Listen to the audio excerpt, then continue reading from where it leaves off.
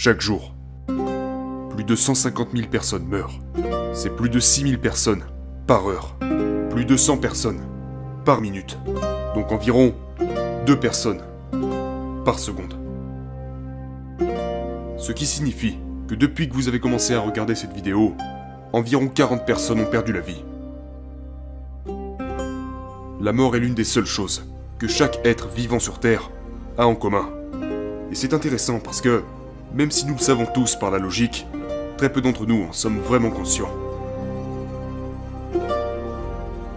Vous est-il déjà arrivé d'être assis quelque part, seul avec vos pensées, à vous demander si vous faites vraiment ce que vous devriez faire de votre vie? Si, une fois arrivé à terme, vous aurez vraiment, en toute bonne foi, aucun regret.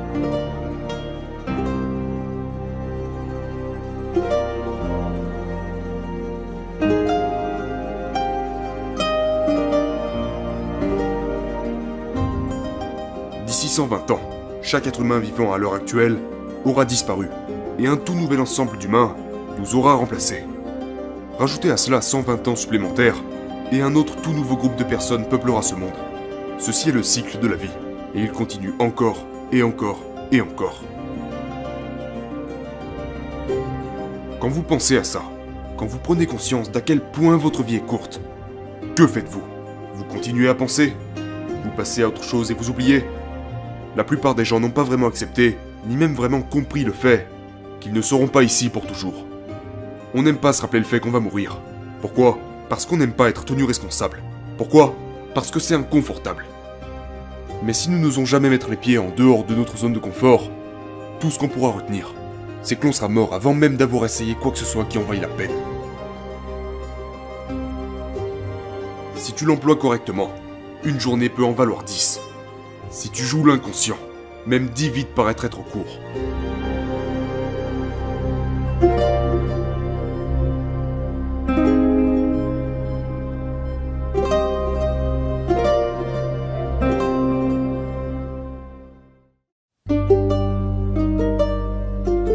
L'espérance de vie moyenne est de 79 ans. Mais sur toutes ces années, combien d'entre elles tenez-vous vraiment entre vos mains? Si vous dormez 8 heures par jour, vous passez un tiers de votre vie à dormir. Si vous êtes allé à l'école jusqu'à votre majorité, vous avez passé 3 années complètes dans un établissement scolaire. Ensuite, si vous passez 45 ans de votre vie à travailler 40 heures par semaine, ça fait 96 600 heures, soit 12 années pleines. Ensuite, si vous partez en retraite à l'âge de 63 ans, vous allez passer, si l'on se base sur l'espérance de vie moyenne, environ 16 ans de votre vie en retraite. Mais les statistiques montrent que 68% des personnes au-dessus de l'âge de 65 ans souffrent de plusieurs formes d'invalidité et ont besoin de soins médicaux à long terme.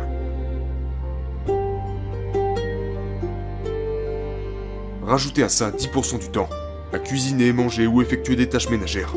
Environ 2h30 par jour. 8 ans sur une vie. Maintenant, si vous passez 4 heures par jour sur votre téléphone portable, sur 10 ans, ça fait 14 600 heures. Soit plus de 20 mois complets devant votre téléphone. Sur 60 ans, ça représente 10 années de vie.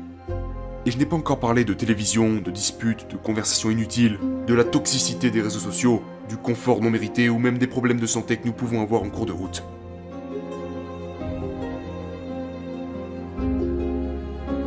Maintenant, qu'est-ce que ça vous fait? Comment vous sentez-vous?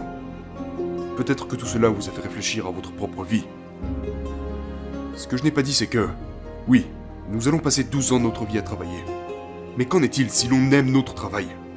Si l'on passe 8 ans de notre vie à cuisiner et manger les meilleurs repas, et à maintenir une bonne hygiène de vie, nous serions en meilleure santé, donc nous n'aurons pas besoin de soins médicaux à long terme.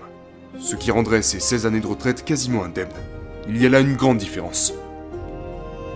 Par exemple, est-ce que l'on aime vraiment le temps que l'on passe sur notre téléphone, ou sommes-nous bêtement en train de faire défiler des photos, vidéos et articles qui n'ont même pas de réel intérêt pour nous? Est-ce que l'on aime regarder la télévision, ou est-ce juste quelque chose que l'on fait quand on perd le contrôle? Donc il est temps de prendre une décision. Nous pouvons faire ce que l'on pense être supposé faire, ou faire passivement ce que l'on nous demande de faire. Soit laisser notre vie s'éteindre peu à peu, et continuer de penser que l'on a encore beaucoup de temps à disposition, constamment penser au passé et s'inquiéter du futur, laisser mourir nos heures, et toujours remettre à demain, soit réellement comprendre la brièveté de la vie, et commencez à exercer sur elle un contrôle total. Commencez à apprécier chaque moment pour ce qu'il est vraiment, car ils sont tous éphémères. Je ne dis pas que vous devez quitter votre travail ou arrêter d'aller à l'école. Pas du tout. La seule chose que je préconise est d'être attentif à la manière dont nous dépensons nos heures. La vie est trop chère pour être mal vécue. 79 ans n'est qu'une moyenne. Peut-être que pour toi, ça sera 100 ans, 50, 30, tu ne sais pas. Cependant, il y a une chose dont tu peux être sûr, c'est que tu es la somme de tes actions, pas de tes idées. La réalisation réside dans la pratique. Le sentiment d'accomplissement réside dans l'excès. Ne vise pas la moyenne, ne cherche pas à être comme tout le monde. En voulant être moyen, tu seras médiocre. Non, vise l'inatteignable, en te rappelant continuellement que c'est ta seule et unique chance.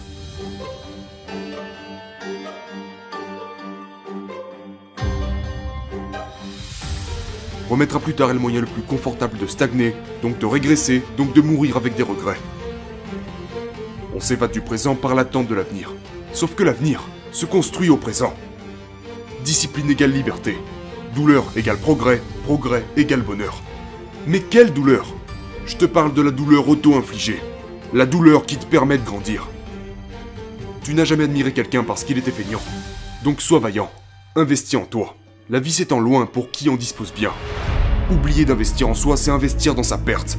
Les gens usent de leur temps, comme s'il ne coûtait rien. Sauf que c'est la seule chose qu'ils ont vraiment. La vie n'est pas trop courte, c'est nous qui la perdons. Le confort est un luxe. Non, le confort est un poison. Aucune vertu n'existe sans peine.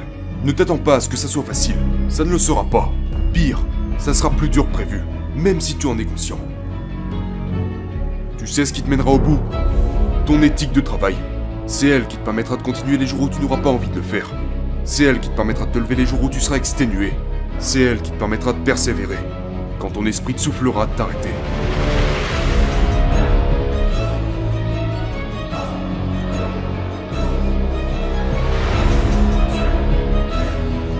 Je n'ai rien à rajouter. À part... au travail.